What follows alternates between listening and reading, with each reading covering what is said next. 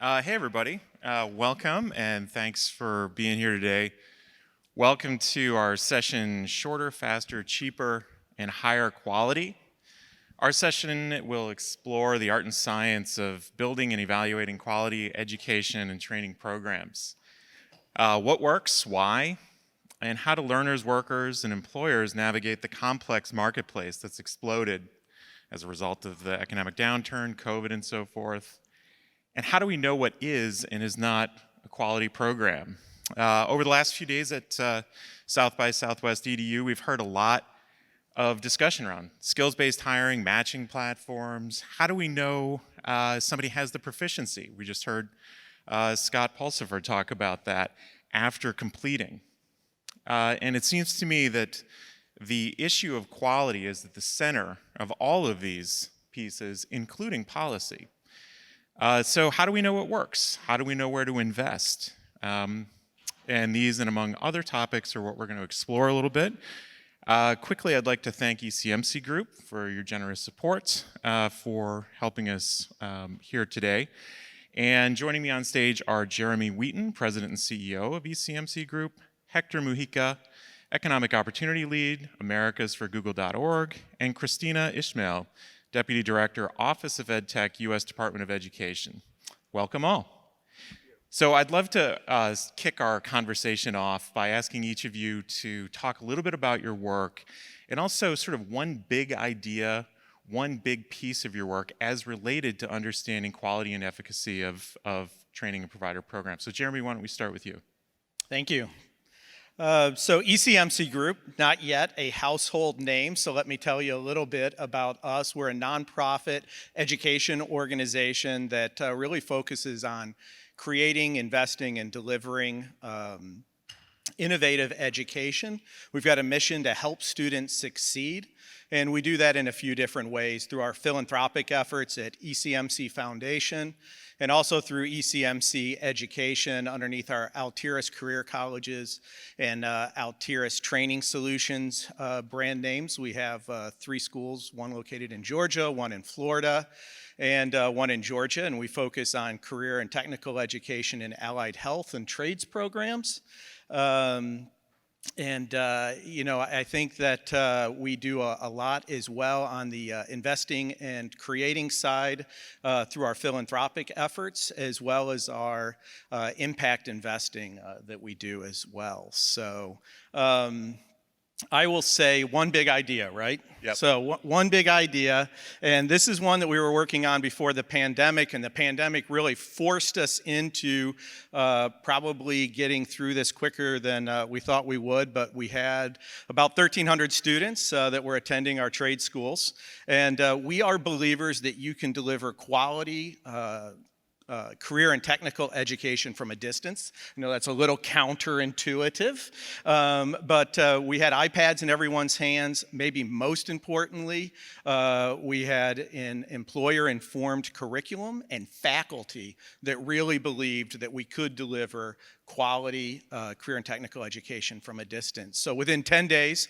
we had to flip and turn and send all those students home to learn their career and technical education at home. No more hands-on labs and classrooms. And we were in that mode for about 4 months before we could come back in. We racked up about 5,000 competencies that we had to check off once we got back. And really the petri dish here was we had as high a pass rates on those 5,000 competencies where those students were educated at a distance with their iPad, with Nearpod, with access to our faculty, and those pass rates were the same as if they'd been hands-on in the lab. So big idea, you can deliver quality career and technical education from a distance, and one silver lining to the pandemic is we were able to prove that out over a number of months when we probably would have piloted for years without it. Thanks. Thanks, Jeremy. And Hector, over to you. First of all, good morning. Thanks for having me. Thanks for hosting us, JFF. My name is Hector Mujica. I lead the Economic Opportunity Portfolio for Google.org, which is Google's philanthropy. And we've been actively working in the economic opportunity space for several years. Since 2017, we've invested over $110 million into the space, really trying to create stronger, better pathways into the digital economy for historically underserved or marginalized communities. The one big idea that I want to talk about is a recent announcement that we made at google.org, which is really focused on financing. So we know, it's not a secret to any of you in this room that there is a skills gap in the U.S. There's a high demand for college degrees. There's a high demand for digital skills. We know that 2/3 of jobs are going to require digital skills over the next 10 years. And there's a big gap in terms of who has those skills, and a big discrepancy in terms of what communities have access to those skills. We know that BIPOC communities are disproportionately impacted and left out of access to pathways for those skill sets. And we know that there's additional barriers that those communities face to be able to gain those skills. And to be able to address those barriers, we need to be providing the right set of wraparound supports. So what we've been working on has been, how do we deploy? We've deployed over $50 million to support organizations like JFF to do thinking and implement and test what are some of those solutions and those wraparound supports that can help remove those barriers. At the end of the day, that ecosystem has been entirely dependent on philanthropy. Philanthropy is finite, and it's not sustainable, it's not scalable, which is why a couple of weeks ago we made an announcement. We announced a $100 million fund. We're calling it the Google Career Certificate Fund, to support employer-backed credentials, which are credentials that we've developed in-house at Google. They are not pathways into jobs exclusively at Google. They're pathways to jobs in the digital economy, any entry-level job in IT, UX design, data analyst, etc. But our hope is that through these employer-backed credentials, we can pair them up with the right wraparound supports, whether they be cash stipends, whether they be transportation credits, mentors, coaching, job placement support, and deploy through this $100 million fund what we're calling outcomes-based loans. So they're very similar to the concept of an income share agreement, which folks might be familiar with, and these are going to be outcomes-based loans that have the most learner-friendly terms in the ecosystem. And what we're really proud of with this intervention is we're going to be deploying them through social finance. Social finance is going to be bringing on board a handful of implementing partners like Merit America and Year Up, which are the ones that we're going to be initially testing this out with. And they're going to be deploying these outcomes-based loans against learners, primarily focused on wraparound supports, right? So these are going to be really thinking again about those stipends, those living stipends, those coaching supports, wraparound supports, and enabling those individuals that are tapping into the fund, tapping into these outcomes-based loans, and providing the most friendly terms in terms of how do we ensure that these learners are going to be protected? How do we ensure that these learners are not going to have to repay unless they meet a minimum income threshold in a certain time frame? That we're also holding the implementing partners accountable, right? We're putting the right incentives into place to ensure that these organizations are going to be providing the best supports possible to these learners. And what I'm really proud of and what I'm really excited about with this intervention is that we're hopeful that we'll be able to pair up some best-in-class measurement and evaluation against this fund, against the learners that are going through the fund, to really study and understand the efficacy of these type of programs, of these type of outcome-based loans, and hopefully be able to prove that either they work or they don't work. So we're really approaching this from a very humble stance, understanding that this is not a silver bullet. We don't think this is going to be the one-all end-all, the be-all end-all solution for workforce development, but we do think they serve a purpose for a segment of learners, and we want to validate that, and we want to prove that, and we want to make sure that we're measuring that, and we're measuring the efficacy and communicating that to the ecosystem effectively. So I'm really hopeful that we'll be able to catalyze a new way to finance workforce development for BIPOC communities. Christina. How do I follow up that? I don't know, it's a lot. Good morning, everyone. My name is Christina Ishmael. I use pronouns she, her, the deputy director, but acting director in practice, because why not change the titles? Also, they said, dress like a Fed, and I took that very seriously. So I have to tell you, my background is in early childhood and elementary education. So this is a new kind of area for me. Certainly have been in this space for the past few years, but it's really great to be part of these conversations, and I appreciate the opportunity. In case you don't know, there is an Office of Ed Tech that exists at the U.S. Department of Education. We are a small and mighty team of 6 people, and we are in the process of trying to kind of rebuild and build back better, build up capacity in our focus areas. We are congressionally mandated. We have existed since the mid-90s, and we primarily do our work through the National Ed Tech Plan, and that is a publication that comes out on a cyclical basis every 5 or 6 years, and that will actually be my legacy to this field, is updating the National Ed Tech Plan. Sharon Liu, who is with JFF Labs, and you might see her running around, was also responsible for the higher ed supplement to the National Ed Tech Plan. So we're trying to figure out how best to incorporate higher education as well as workforce in this refresh. And so that will certainly be something that we are prioritizing within our work. But I want to say, as far as the big ideas when it comes to all of this, is obviously the pivot. I love that word, and it really does remind me of the Friends episode. But the pivot to online and this emergency remote learning, we are very careful about the language we use. We want to say this was emergency remote learning because it was not necessarily best practice. Distance education is its own field, has a deep history of well over 100 years with original correspondence courses. And there is research and things that we can pull from to learn about best practices. And so even the secretary mentioned that yesterday on the panel, and I was like, yes, he got my talking points. But I do want to really think about the big idea around multimodal, how we make sure that folks that don't necessarily have computers or tablets can access their learning and their certification programs even on their mobile phones. And so I want to think about that, as well as continuing some of these hybrid or blended learning models that we've seen have worked really well.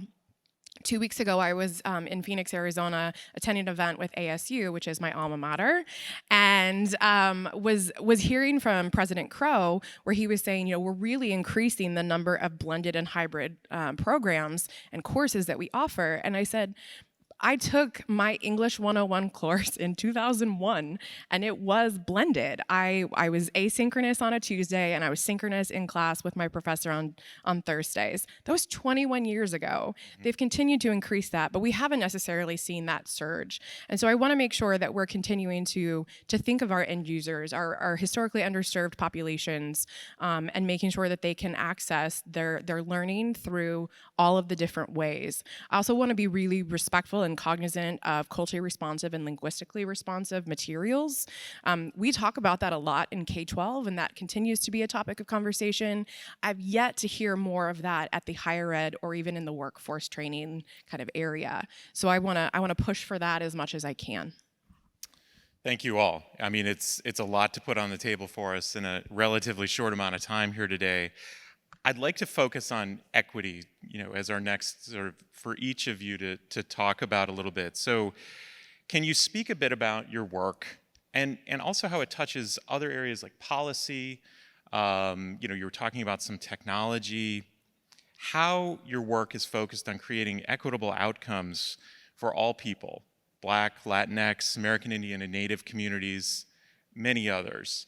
Christina, I'm going to stick with you for a minute. I wonder if you can talk a little bit about how the Office of Ed Tech is thinking about equity explicitly. Absolutely. Thanks for the question. I think we're going to take it a little bit further and think about digital equity, particularly. The reason why I bring that up is because in the bipartisan infrastructure law that was signed by the president back in November was the first time we've actually had a definition codified in law of digital equity and digital inclusion. I'm happy to give you the specific section number if you would like, but it's incredibly helpful for us to have that definition to drive all of our work. So the the draft, keyword draft, office priorities. We will hopefully be finalizing those with the secretary shortly, but we are grounding everything in digital equity and opportunity. And so we know that there are 38 million households that qualify for the Emergency Connectivity Fund run through the FCC, and only 9 million have applied and qualified. It's a stipend to be able to help afford our internet connectivity plans. So that's how we're kind of thinking about the equity in our space, because we know that access is incredibly important. We also know affordability is also, that's also important. And then the adoption of that. And so those are kind of those three areas that we're focusing on through these, a new initiative called the Digital Equity Education Roundtables, or DEAR, because we like an acronym. And so we're definitely looking at it from that access, affordability, and adoption. Fantastic. And Jeremy, I wonder if you could talk a little bit about equity in your work. Christina, only 6 people, so we're gonna have to pitch in and help a little Please bit do. at ECMC Group. You talked about the emergency action, and I don't want to lose sight of that. Hopefully, we can put together what we've learned underneath those actions and give a comfort level with some of those becoming more permanent, specifically the connectivity and the access, right? So we've made decent strides over the last couple of decades on access generally. I think where we've fallen short, where we've given more access, is the number of folks that we've been able to get through the process, right? So Scott, right, before this talked about some really low numbers and kind of the mid 20% completion. Some of the poorest in our communities, that's a 16% completion rate, right? So when we're talking about equity, let's continue these gains in the access. Let's try to make some of these more permanent. But then what are we going to do to actually help those that have the most stress in their lives, the least experience maybe from a family perspective, and being able to complete, to give them the tools to be able to get there. So when you think about equity, access, the opportunity to be successful, the ability to complete. So Hector, you talked about the wraparound services. So for us at ECMC Group and ECMC Education, at the foundation, we're thinking about career readiness and college success. Let's make sure that you have as much information as you can to make the right decision about your career path ahead of time. So hopefully you're heading into something that's going to help you out. But then once you get there, are your basic needs covered? And one thing we discovered through the pandemic here, a basic need now is connectivity. If you do not have the tools and the connectivity, meaning the technology, you're not going to be successful. And then once you get there, at Altiris, what we found is, you've got to have access to food, access to health, safety, housing, the wellness from a mental well-being perspective. And those are the things that we provided even from a distance to our students. And we have around 80% Pell Grant eligible, so some of those most needy students, and we're completing them at around a 70% rate. And as we sent those students home, equity to me, again, means reaching out and ensuring you have what you need to be successful. For every 2 weeks, we're surveying our faculty. Do you feel like you can be successful and your students can be successful? Students, do you feel like you have what you need to be successful? Anyone who responded no, we help them get the food or the connectivity or the well-being help. One final thing I'll just say, we also had emergency loans for folks. So thanks to the department for providing funds there, but we also made funds available from our foundation and from ECMC Group. And what we found is that the students who raised their hand and said, I need help, and we gave a small amount of money to, on average, less than $500, you would think they're most at risk, right? They said, I can't keep coming. That money allowed them to complete at a higher rate than what our general completion rate was. So 80% of the students who received emergency aid within Altiris actually completed the program. And for emergency aid that we provided through our foundation, we're just starting to get that back from a number of MSI schools. And we're finding a very similar outpacing of retention amongst those who received emergency aid relative to the to the other students within the university. So for us, equity is the access, but absolutely doing everything we can ensure that those students can complete and get to a career that's going to give them a family-sustaining wage. And Hector, I mean, that seems to segue directly into your sort of central thesis of wraparound supports and so forth. I wonder if you can talk a little bit about how that works specifically for tech pathways. Maria had talked about our purpose-built report that just came out in partnership with Comcast and so forth. Can you talk a little bit about from your all's perspective on that? Yeah, happy to. I think equity, racial justice, that's at the core of how we approach all of our grant making and all of our philanthropy at google.org. And that's definitely the lens through which we approach all the grant making. We do so in kind of two ways, right? There's one, selecting the populations that we serve, two, selecting the type of organizations that we fund. With the type of populations that we serve, we have been pretty adamant over the past few years to be hyper-focused on non-traditional job seekers. These are individuals that lack a 4-year degree, that didn't go to community college, and there's about 71 million of them, right? To borrow from the vernacular that the folks at Opportunity at Work have come up with, that these are stars, people that are skilled through alternate routes. And for this population is disproportionately BIPOC, disproportionately Black and brown, and these are the folks that are most marginalized. They have the most impediments to opportunity, to high wage, high growth jobs, to upward mobility. So that's the type of population that we tend to be targeting through all of our grant making, through all the programs that we put out, including this fund that I just spoke about. On the flip side, on the type of organizations that we tend to engage with and target for funding, these are organizations, to your point, that are really adamant about being immersed in the community, that have a deep connection with the communities they're serving. They're either led and serving the community, so they're either Black-led, Black serving, Latin-led, Latin serving, or otherwise organizations that have, again, a deep cultural, nuanced understanding of the right tactics and the right ways to best serve those populations. And we do so because, again, they get to lean more heavily into the lived experience of the individuals they're trying to serve, and they get to, therefore, design solutions with that lived experience in mind. We've seen time and time again organizations try to prescribe different solutions at mass, and we know that the best solutions actually tend to be the ones that are not necessarily prescriptive for the whole, but more so for the individual when you design for the individual that you're trying to solve for. So that's really how we keep equity at the core of all the work that we do at .org. That's excellent. I'm watching our timer here. Our time is going so fast. We've got about a little less than 12 minutes left. So I actually want to come to, because this ties to some discussions that are going to be coming up here. I'd like to turn us a little bit to access and technology. So blended, leveraging iPads, as well as some of those community supports. And you were talking about broadband access.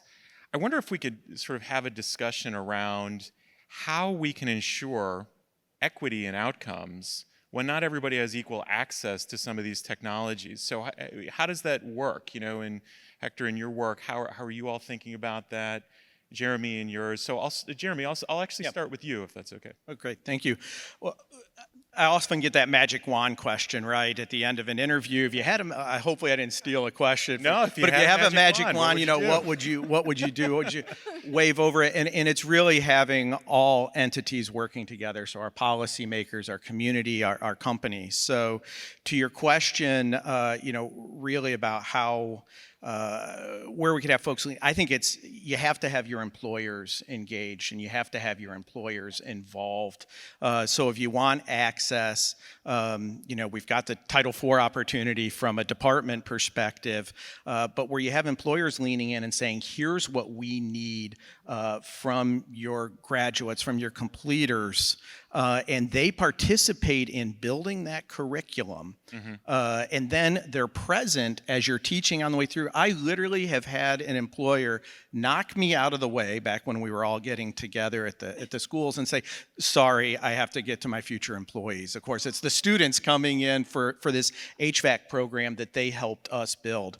We didn't lose anyone out of those first two cohorts when the employers were that present and that involved. And so it works on ground, but I really want to point out that it also works in training and it works at a distance. So the also an HVAC, but a national HVAC employer came to us with an issue of training. They were bringing in, all of their techs, taking them out of the field, bringing them in to train them, and it was costing a lot of money. The completion rate wasn't quite where they wanted, and they couldn't we do this from a distance? So we're able to have those technicians stay in field, stay with their family. This was prior to the pandemic. So then actually during the pandemic, receive the training as well, and also be side by side with more veteran technicians and be able to have mentorship, apprenticeship from them.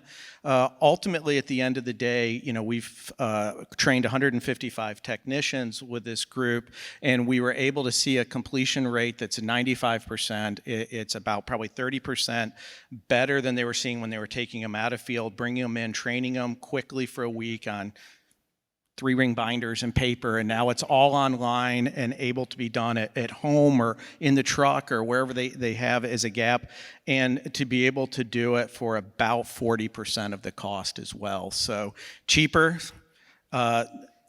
faster in a way because you're able to multitask, but higher quality too, because at the end of the day, you're getting a higher success rate in completion. So, that's really our quest, is to find more employers that want to work with us along those lines, for us to put our learnings, experience, technology to work to help them attract and train and retain a greater number of employees and shrink the skills gap that Hector spoke to earlier. Absolutely, and we won't have enough time to get into sort of the brain science behind learning outcomes with some of these platforms, but it's very compelling. We might get into some of that later a little bit. But Christine, I wonder if you could talk about this a little bit. Yeah, so we think about the broadband access, of course, which is quite significant. But I'm just going to say, as the acting director of the Office of Ed Tech, technology is a tool. It is like a pencil. In fact, a dear friend of mine and former colleague from the Nebraska Department of Education once said, "Do we take students to a pencil lab? Like, why would we take them to a computer lab? We want technology to be ubiquitous, but we have to make sure that it has, again, back to the availability, the affordability, and the adoption of that." We also work with folks that don't have any access. I've worked with some school districts, some rural school districts in Oregon, who only have satellite as an option, and they have to go out and scoop the snow off for their students to be able to access the broadband. And the same can be said in higher education or in homes. And so we certainly have to make sure that there is the infrastructure, which is what that $65 billion investment is through the bipartisan infrastructure law. But making things available offline is also really important. I love a good paper book still. Like I read physical books. So do our learners, whether they're in schools or whether they're in workforce programs. Like it all matters.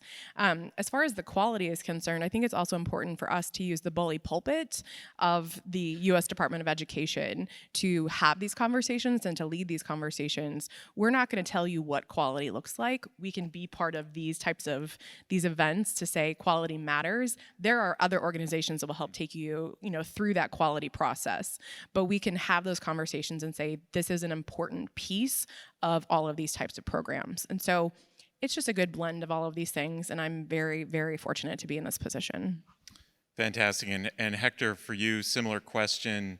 With the explosion of learning models, interest in tech pathways, huge opportunity for individuals. How do we ensure equal access to those pathways when not everybody has equal access to broadband and other tech?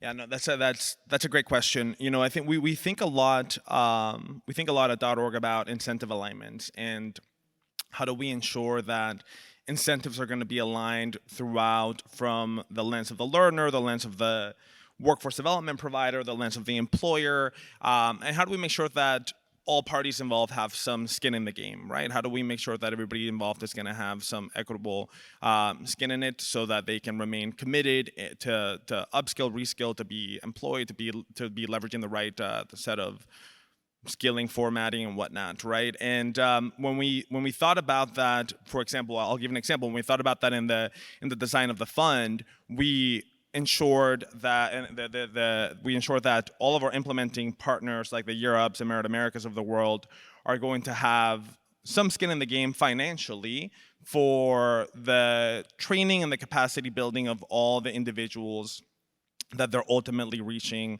through the program. And that really incentivizes them at the end of the day to have a successful outcome, to have a learner that is equipped with the right tools, with the right knowledge, with the right job readiness skills, and ultimately that is placed in a high growth, high paying job with a good upward mobility trajectory. So to us, again, that incentive alignment point has been something that is core to the design.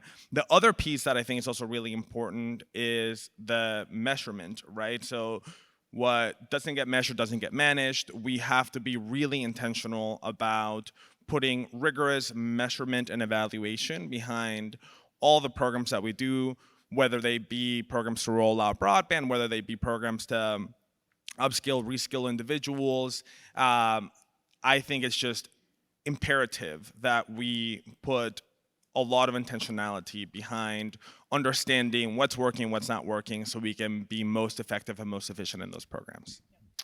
Fantastic. And we've got just a few minutes left, so perhaps we'll go with sort of final thoughts from the conversation around quality and efficacy, all the things that we've experienced here at EDU.